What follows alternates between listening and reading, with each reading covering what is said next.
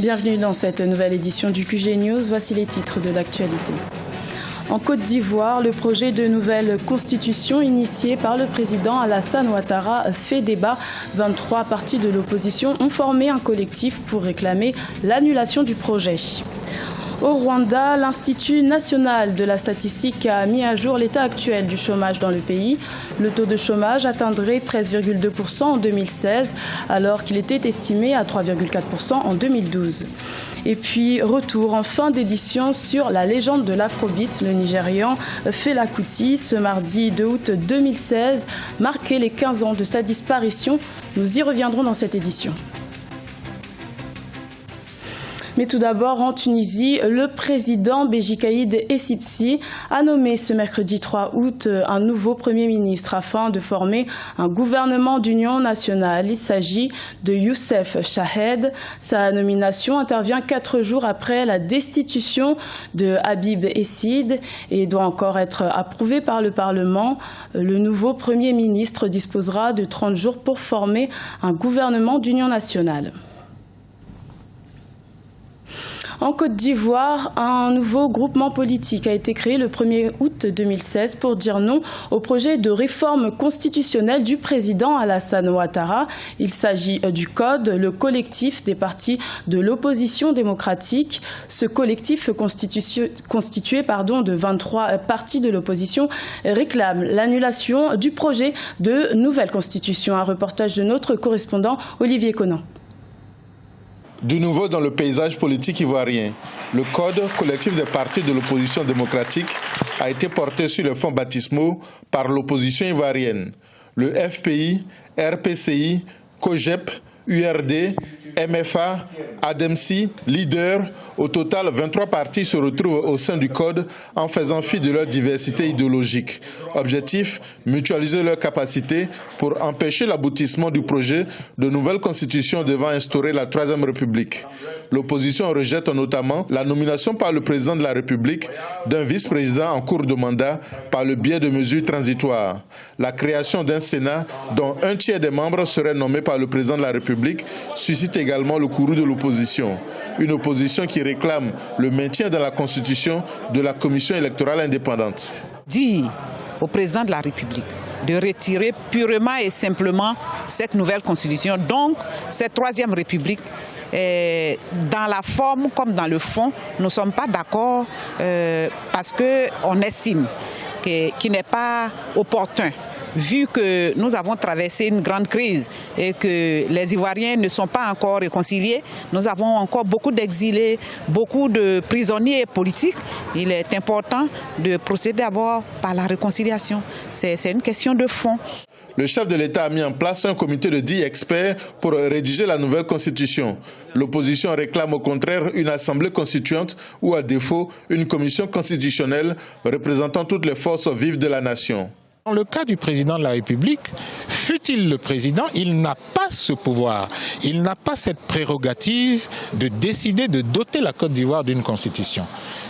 Les textes sont clairs, il peut en avoir l'initiative, le Parlement peut en avoir l'initiative, mais à partir de l'instant où il en a eu l'initiative, les mécanismes traditionnels, fondamentaux, universels, j'insiste sur le mot universel, qui consacrent ce genre de démarche doivent être utilisés.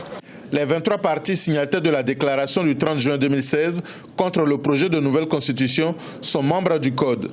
Ils entendent initier des campagnes de sensibilisation en direction de la population pour amener les Ivoiriens à se mobiliser pour faire échec au projet de nouvelle constitution de la Troisième République. L'Assemblée nationale a déjà voté la loi d'habilitation du référendum sur la nouvelle constitution prévue en septembre ou octobre 2016. La Guinée équatoriale a célébré ce mardi 2 août le 37e anniversaire de l'accession au pouvoir du président Teodoro Obiang Nguema Basogo. Cette célébration a été l'occasion d'inaugurer une usine de mise en bouteille de gaz domestique à Bata, la capitale économique du pays. Un investissement important pour cet État qui importe en grande partie ses produits de consommation. Un reportage de notre correspondant Policarpo Edoumassa. bouteille de gaz domestique va désormais coûter 8 000 francs CFA dans toute la partie continentale de la Guinée équatoriale. À l'occasion de la célébration du 37e anniversaire au pouvoir du président Teodoro Obiangema Bazoro, une usine d'embouteillage de gaz a été inaugurée mardi à Bata. Depuis des années, les habitants de la partie continentale du pays utilisent le gaz importé des pays voisins. Le prix de la bouteille varie entre 15 000 et 18 000 francs CFA. Cette usine a une capacité de stockage de 8 000 mètres cubes et peut embouteiller 4 000 unités en une journée.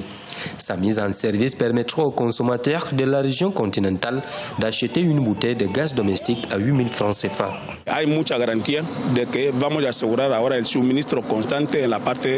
Nous nous engageons à fournir le gaz domestique dans toute la partie continentale du pays. La population a beaucoup souffert de la pénurie de gaz. Une bouteille coûte jusqu'à 18 000 francs CFA. À l'issue de cette inauguration, nous vendrons la bouteille de gaz à 8 000 francs CFA. Au cours des 10 dernières années, la Guinée équatoriale a beaucoup progressé dans le secteur des infrastructures. Néanmoins, d'autres défis restent à surmonter. L'État équato-guinéen importe plus de 80% des produits de consommation. Pour réduire ce taux d'importation, le gouvernement estime nécessaire de renforcer le plan d'industrialisation. A todas las instituciones, gobierno, los privados, je lance un appel à toutes les institutions et les sociétés privées à suivre cet exemple de lancer la production nationale pour garantir l'autosuffisance afin d'éviter la dépendance vis-à-vis des produits importés. Cette usine ne devrait pas seulement produire pour la consommation nationale, mais elle doit aussi élargir ses activités afin de conquérir les marchés des pays voisins. La capitale économique de la Guinée équatoriale a donc vu affluer plusieurs invités étrangers et citoyens équato-guinéens venus célébrer le 3 août coup de liberté. Par ailleurs, pour transporter le gaz de l'île Bioko à la région continentale, la Société nationale de gaz Sonagaz a mis à disposition un bateau avec une capacité de transport de 140 000 bouteilles par voyage. Au Rwanda, l'Institut national de la statistique a mis à jour les chiffres concernant l'état actuel du chômage. Dans son rapport publié en juillet 2016, l'Institut a estimé que le taux de chômage atteignait désormais 13,2%. Le taux de chômage aurait donc connu une hausse de 10% en 4 ans, un chiffre qui rend dubitatif plusieurs analystes.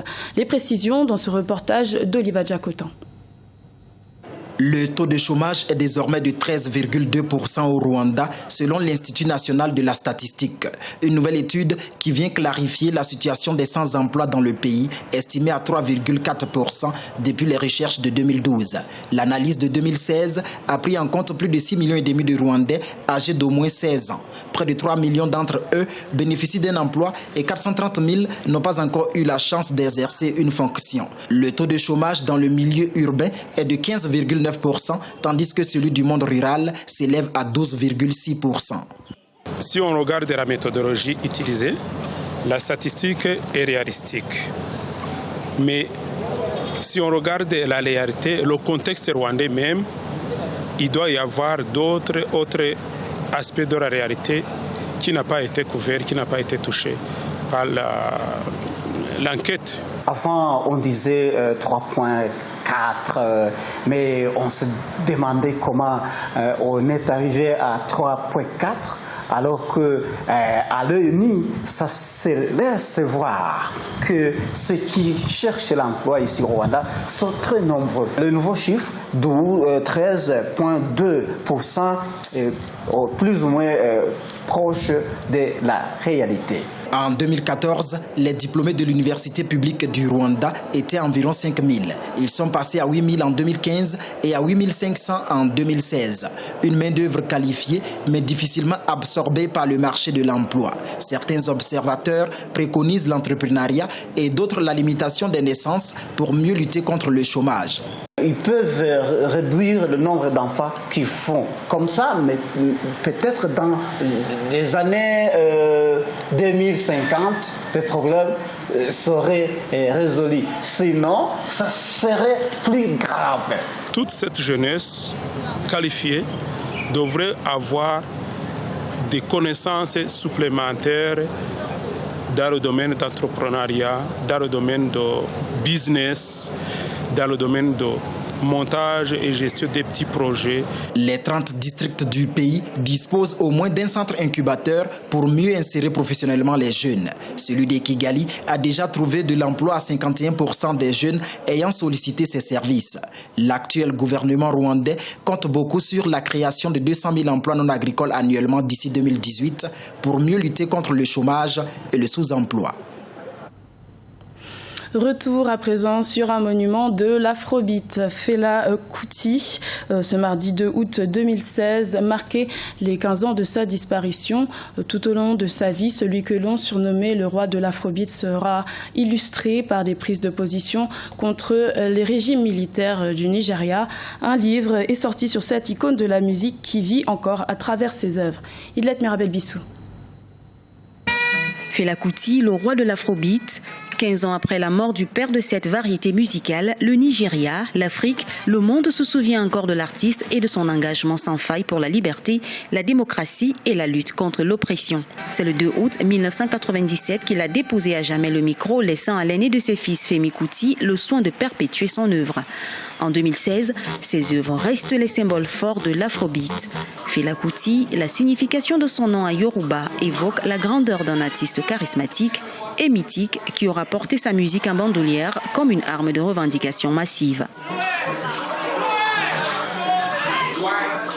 Ceux qui connaissent vraiment les grands personnages de la musique africaine, on sait tout ce que Fela avait bâti un empire, même au-delà de la musique. C'était un entrepreneur, c'était un gars qui avait une vision, une démarche royale et il était très visionnaire.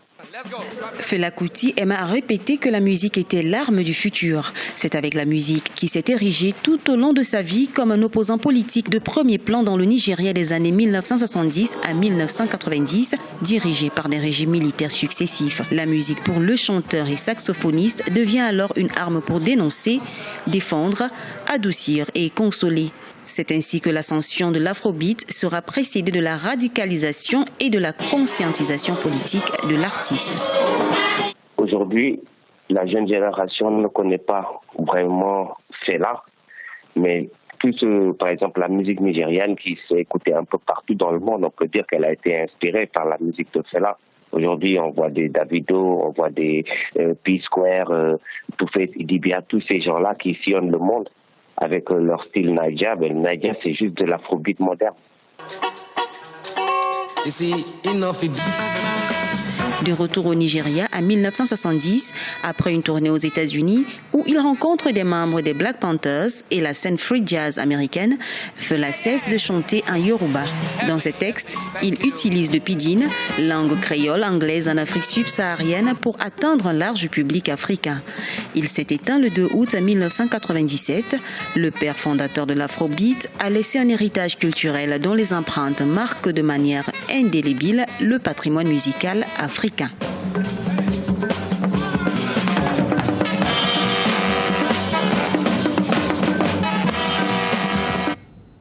C'était le journal de la rédaction. Merci de l'avoir suivi. L'information continue sur Africa 24.